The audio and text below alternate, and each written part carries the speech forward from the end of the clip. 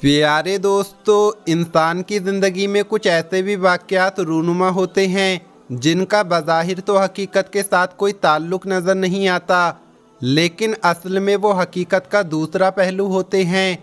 आज हम आपको एक लड़के के बारे में बताएंगे जो कब्रिस्तान की तरफ से गोश्त लेकर जा रहा था।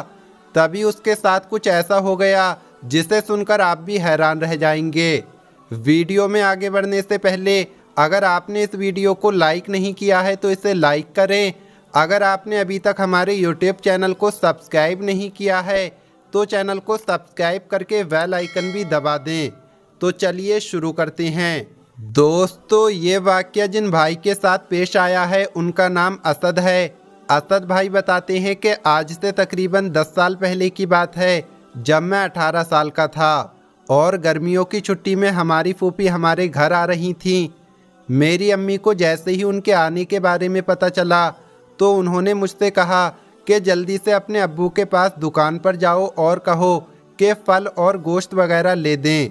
अम्मी ने मुझे ये भी कहा कि तुम कब्रिस्तान वाले रास्ते से जल्दी पहुंच जाओगे और हाँ, वापसी पर शाम होने लगे तो कब्रिस्तान वाले रास्ते से मत आना। मैंने कहा, अम्मी आप शाम होने पर कब्रिस्तान वाले रास्ते से हमेशा रोकती क्यों हैं? तो अम्मी कहने लगी, अरे बेटा, आसेब वगैरह होते हैं इसलिए। खैर, मैं अब्बू के पास दुकान पर जा रहा था तो मैं कब्रिस्तान में ज़रा देर के लिए रुक गया और देखने लगा कि ये आखिर आसेब वगैरह क्या होते हैं जिनके डर से अम्मी मुझे हमेशा ही रोकती हैं। लेकिन उधर तो सुनसान थी और मुझे कुछ भी नज़र नहीं आ रहा था। इसके बाद मैं अब्बू के पास पहुंचा और कहने लगा, अब्बू फूफी आ रही हैं, अम्मी ने कहा है कि फल और गोश्त वगैरह ले दें। अब्बू ने मेरी ये बात सुनते ही फ़ौरन मुलाजिम को पैसे देते हुए सामान की लिस्ट उसके हाथ में दे दी। काफ़ी देर बाद हमारा मुलाजिम सामान लेकर आ गया। अब्बू ने मुझे सौदा देते हुए कहा, बेटा कब्रिस्तान वाले रास्ते से वापस मत जाना। मैंने अब्बू से पूछा, कब्रिस्तान वाले रास्ते से क्या होगा? तो अब्बू कहने लगे, बेटा तुम कहीं डर ना जाओ इसलिए मैं मना कर रहा हूँ। अब्बू के पास उस वक्त उनके एक करीबी दोस्त बैठे हुए थे। अब्बू की बात सुनते ही वो हंसते हुए बोले, भाई बरखुरदार तो तुम्हारा शेर जबान है और फिर इसका नाम भी शेरोबाला है, भला इसे आसेब क्या कहेंगे? अब्बू ने उनसे कहा, यार मेरा एक ही इकलौता बेटा है, अपनी तरफ से तो एहतियात ज़रूरी है ना। और फिर अब्बू ने मुझे कहा, असद बेटा जल्दी से घर पहुँचो। इसके बाद मैं घर की तरफ चल दिया। जब मैं दुकान से चला तो दिल में ख्याल आया कि आज क्यों ना उस चीज़ का दीदार कर लिया जाए, उस चीज़ को देख लिया जाए जिसकी वजह से अम्मी मुझे कब्रिस्तान वाले रास्ते से आने के लिए मना करती हैं। बस फिर क्या था, मैं कब्रिस्तान की तरफ चल पड़ा। कब्रिस्तान वाले रास्ते से घर पहुंचने में 7 से 8 मिनट लगते थे, जबकि दूसरे रास्ते से तकरीबन 20 मिनट लग जाते थे। जब मैं कब्रिस्तान वाले रास्ते पर पहुंचा तो एक बार फिर आसेब वगैरह का जायज़ा लेने के लिए खड़ा हो गया। इधर उधर गौर से देखा तो हर तरफ सुनसान थी। मैं ज़ोर से हंसा और घर की तरफ चलने लगा। अभी मैं जाने ही वाला था कि मेरे दिल में ख्याल आया, एक बार फिर से देख लिया जाए, क्या पता अब कोई आसेब वगैरह नज़र ही आ जाए। मैंने फिर पीछे पलट कर देखा, मगर पहले की तरह सन्नाटा था।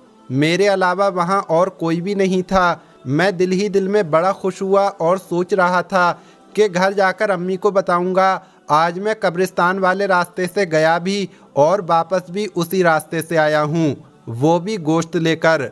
मैं ये सोचते हुए घर में दाखिल हुआ और अम्मी को आवाज़ देने लगा, अम्मी जान आप कहाँ हैं?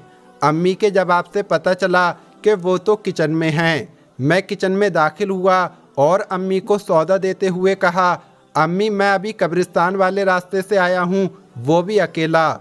आपने तो मुझे हमेशा से ही बुद्धू बनाया है कि जिन भूत और आसेब वगैरह होते हैं। ये सुनकर अम्मी ने मेरी बात काटते हुए कहा, बाकी बातें फिर सुनाना, पहले गोश्त लेकर आओ, वो तो तुम भूल ही गए हो। मैंने अम्मी से कहा, अम्मी गोश्त तो शॉपर में है। फिर मैं शॉपर को चेक करने लगा। इस दौरान मेरा जिस्म कांपना शुरू हो गया। मुझे शदीद पसीना आया और ऐसा महसूस होने लगा जैसे मुझे बुखार हो रहा है। और फिर मैं सहन में पड़ी हुई चारपाई पर गिर गया। जब मेरी आंख खुली तो मैंने खुद को किसी बाबा जी के आस्थाने पर पाया। मेरा सिर अम्मी और पाँव अब्बू की गोद में थे। फूफी के हाथ में तस्बीह थी और उनके बच्चे मेरे आसपास खड़े थे।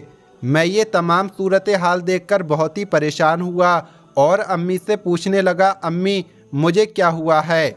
अभी मैं अम्मी के साथ बात ही कर रहा था कि कमरे में अब्बू के दोस्त दाखिल हुए और सबको सलाम करते हुए अब्बू से कहने लगे, भाई अब ये असद का क्या हाल है? अब्बू ने कहा, बस भाई अभी होश में आया है।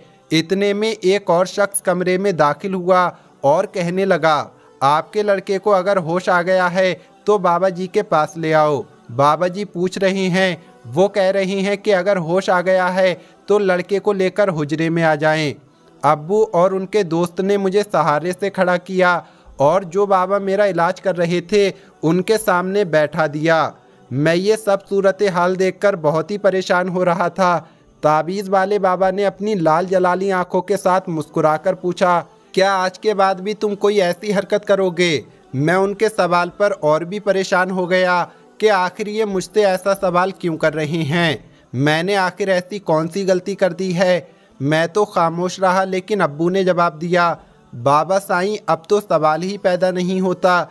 इसके बाद बाबा साईं ने अम्मी से कहा कि ताबीज़ का नागा मत करना। अब आप लोग अपने घर जाएं और कोई भी वजीफ़ा शुरू करने से पहले बिस्मिल्लाह का कड़ा अपने सीधे हाथ में ज़रूर डाल लेना, जो मैं आपको दे रहा हूँ।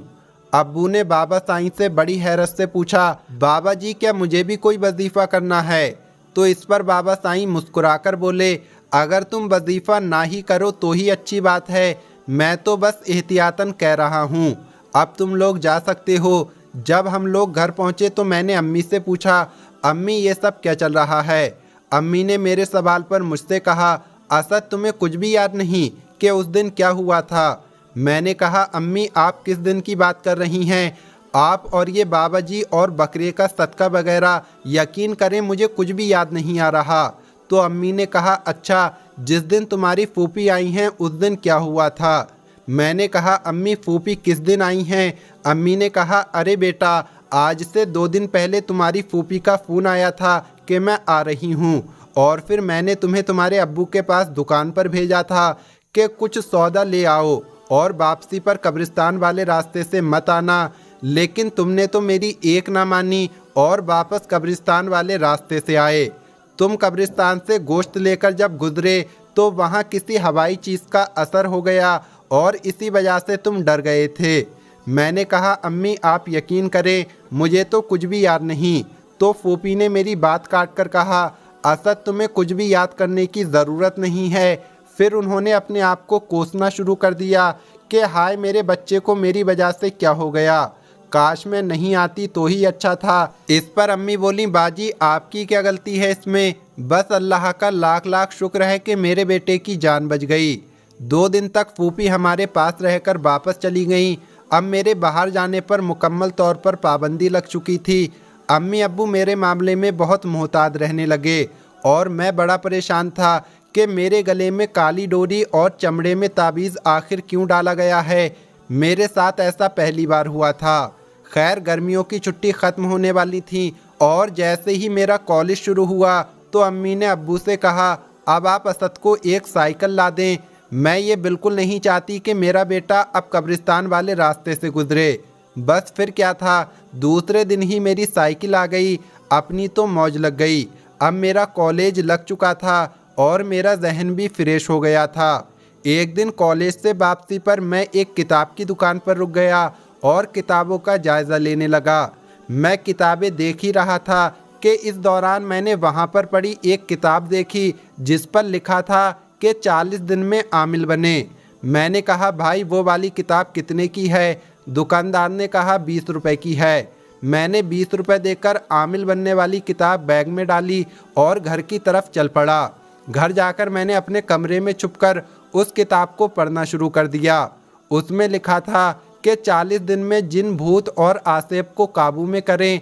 अब मेरे दिल में बदले की आग जल रही थी कि जिस आसेब की वजह से मेरी गर्मियों की छुट्टी ख़राब हुई उसको मैं ज़रूर काबू करूँगा। बस फिर क्या था, मैंने अमल करना शुरू कर दिया। रोज़ रात को अम्मी अब्बू के सोने के बाद मैं तकरीबन रात को 1 बजे के करीब अमल शुरू कर देता। अभी मुझे अमल करते हुए 10 दिन हुए थे कि अमल के दौरान मैंने बहुत गर्मी महसूस की। मेरा दिल चाह रहा था कि मैं फ़ौरन कमरे से बाहर चला जाऊं, लेकिन किताब में साफ साफ लिखा था कि अमल के दौरान अपनी जगह बिल्कुल भी नहीं बदलनी है। जब मुझे बहुत ज़्यादा गर्मी लगने लगी तो मेरे कमरे में अम्मी दाखिल हुई और मुझसे कहने लगी, असद बेटा इतनी गर्मी में क्यों बैठे हो, चलो आओ बाहर आ जाओ। मैंने कहा, अम्मी मैं ये तस्बीह ख़त्म करके आऊँगा। अम्मी को मेरी बात पर बहुत गुस्सा आया और वो नाराज़ होकर कमरे से बाहर चली गईं। मेरी तस्बीह ख़त्म होने में अभी 4 दाने बाकी थे कि अम्मी की आवाज़ मेरे कानों में आई, असद तुम्हारे कमरे में सांप दाखिल हुआ है, जल्दी बाहर आ जाओ। मेरे कमरे से बाहर आते आते मेरी तस्बीह पूरी हो चुकी थी, लेकिन मैंने बाहर आकर देखा तो अम्मी वहाँ पर मौजूद नहीं थी। मैंने अम्मी को आवाज़ दी तो वो अपने कमरे से उठकर आईं और कहने लगीं, क्या हुआ असद बेटा? मैंने कहा, अम्मी आप सो रही थीं? अम्मी ने कहा, हाँ मैं सो रही थी, खैरियत तो है? मैंने कहा, क्या आप मेरे कमरे में अभी नहीं आई थीं? अम्मी ने कहा, असद क्या तुम डर गए हो? उनकी आवाज़ में हैरत के साथ साथ परेशानी भी थी। फिर मुझे नहीं मालूम कि मेरे साथ क्या हुआ। जब मेरी आँख खुली तो मैंने खुद को दोबारा बाबा साईं के आस्ताने पर पाया। मेरा सिर अम्मी और पाँव अब्बू की गोद में थे और बाबा साईं कह रहे थे कि ये ताबीज़ किसी वज़नी चीज़ के नीचे रखना। अगर घर में हाथ वाली आटा चक्की है तो ज़्यादा बेहतर है कि उसके नीचे रख देना। अब्बू ने बाबा साईं से पूछा, बाबा जी अब वो चीज़ दोबारा तो हमला नहीं करेगी? बाबा साईं ने जवाब दिया, बिल्कुल भी नहीं। फिर भी मुस्कुराते हुए अब्बू से बोले, मुझे पता था तुम्हारा लड़का ज़रूर कोई हरकत करेगा। अगर तुम्हारे लड़के ने बिस्मिल्लाह का कड़ा ना पहना होता तो या तो ये पागल हो जाता या फिर तुम लोगों का कोई और बहुत बड़ा नुकसान हो चुका होता। इसके बाद बाबा जी से इजाज़त लेकर हम वहाँ से आने लगे। अभी हम लोग वहाँ से निकल ही रहे थे कि बाबा साईं ने अब्बू से कहा, अब ये ताबीज़ खोलकर मत देखना कि इसमें क्या है। बाबा जी की इस बात पर अब्बू ने फ़ौरन मेरी तरफ गुस्से से देखा और मैंने आसमान की तरफ देखकर अल्लाह से अपनी हिफाजत के लिए दुआ की। इसके बाद मैंने दिल में पक्का इरादा कर लिया कि आ बैल मुझे मार वाली मिसाल के जैसे आसेब आ वाली गलती नहीं करूँगा। असद कहता है, इसके बाद हम लोग घर आ गए और मैंने इस तरह की कोई भी हरकत ना करने का इरादा कर लिया था। तो दोस्तों ये थी आज की वीडियो। उम्मीद करते हैं कि ये वीडियो आपको पसंद आई होगी। इस वीडियो को लाइक ज़रूर करें। मिलेंगे अगली वीडियो में। अस्सलामु अलैकुम, अल्लाह हाफिज़।